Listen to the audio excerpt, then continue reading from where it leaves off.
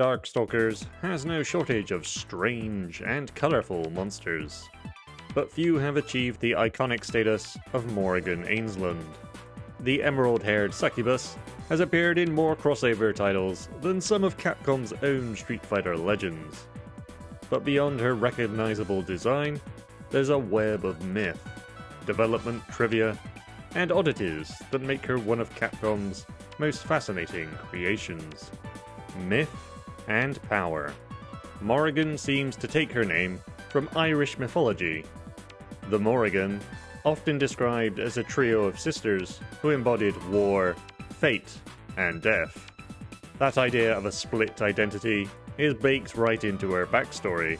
Born in Scotland in 1678, Morrigan was adopted by Belial Aensland, the ruler of the demon realm Makai. Her power was so immense that Belial feared it would consume her, so he split her soul into 3 parts. One he sealed inside himself, one he cast into a pocket dimension, which would eventually take on a life of its own as Lilith, and the third remained in Morrigan. Just like the myth, she was never truly a single being. Design shifts. Her visual design is just as striking. Morrigan's long emerald hair is styled in a hime cut, a traditional marker of wealth or noble status in Japanese media, a nod to her standing as a demon noble. But interestingly, she wasn't always destined to be a succubus. Early in development, she was planned as a vampire, one of 2 female characters for the first Darkstalkers. It was Capcom producer Alex Jimenez who suggested the succubus angle, something novel in early 90s Japan. Once he explained the concept, the team jumped at the idea. Succubi drain energy from others to live, but Morrigan's physiology was given a unique twist. Rather than just absorbing spirit, the Aensland succubi secrete a special fluid whenever physically or mentally stimulated, and it's this that sustains their lives. Without constant stimulation, Morrigan could die within 2 days if locked away in isolation, a detail that ties directly to her restless habit of visiting the human world whenever she grows bored. You'll find this tidbit of information across multiple fandom sites, but I've not seen a single citation. Finally, I tracked it down to a strategy guide published in 1997 in Japan only. On page 408 of All About Vampire Savior, you can find the following. Generally, the Succubus tribe, commonly called succubi, are said to absorb the vital essence of the opposite sex as their energy source. However, the succubi dwelling within the lands of Aensland exhibit a slightly different biology.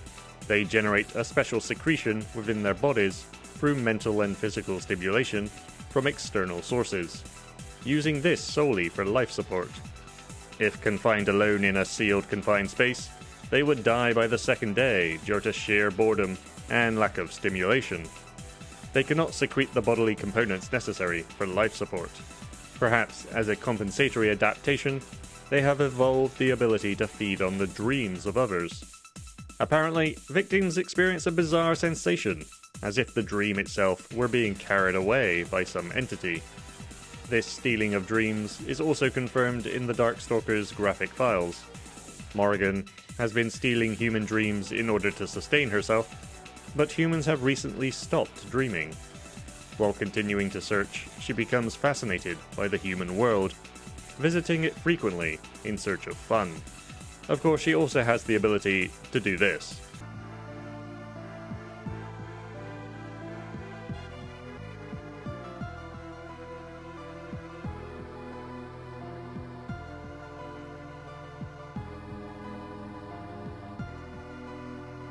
The voices of Darkstalkers.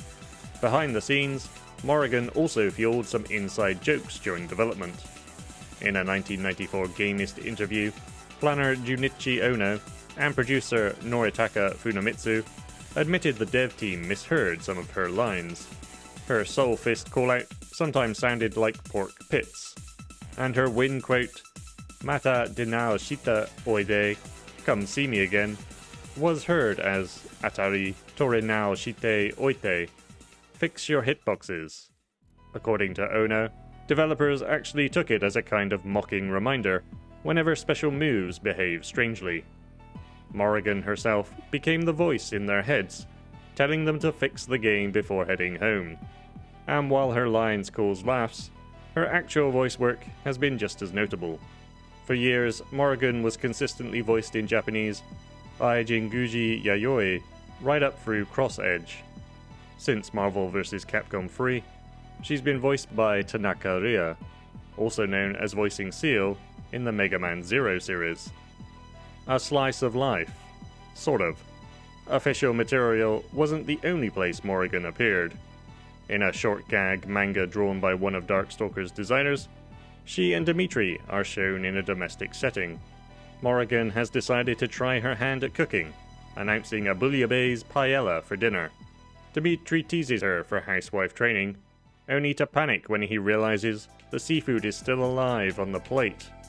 It's a small, silly story that paints both characters in a far more human light than their gothic design suggests. Darkness Illusion and Street Fighter.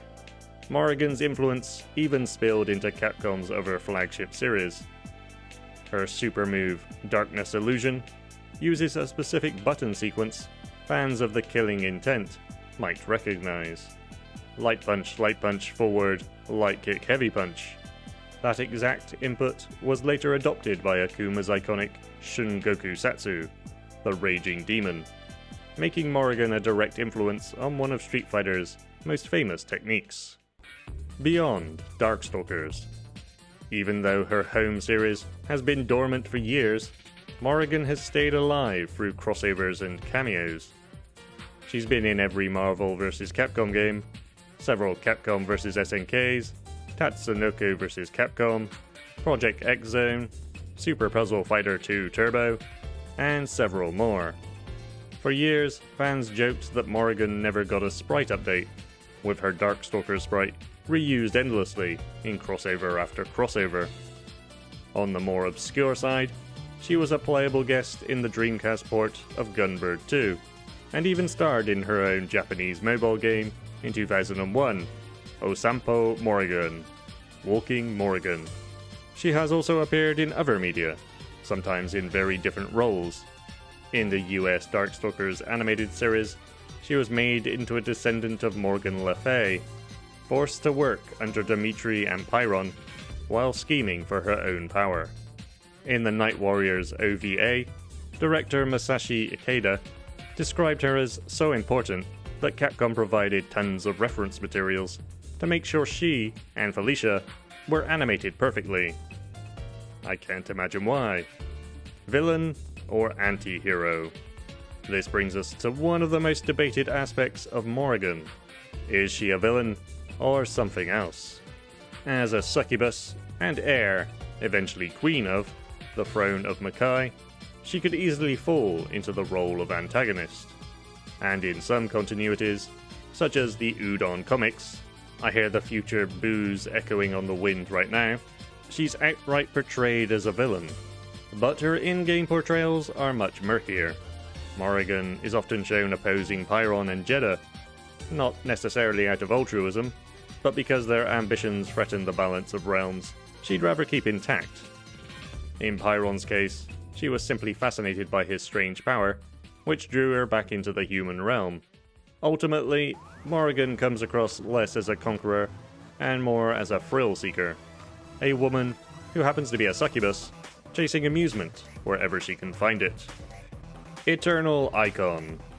Morrigan Aensland might not have a new Darkstalkers game to call home, but she remains one of Capcom's most enduring icons. Her design, her mythology, her crossover legacy have cemented her as a legend of fighting game history, the queen of nightmares, forever searching for her next thrill. If you've enjoyed unraveling the mysteries of Morrigan, don't forget to like this video. It helps combat the monstrous algorithm. Subscribe if you'd like to see more fighting game character trivia, and if you'd like to go one step further, consider joining me in the abyss that is my Patreon. As always, be excellent to yourselves and one another, and I'll see you in the next Spotlight.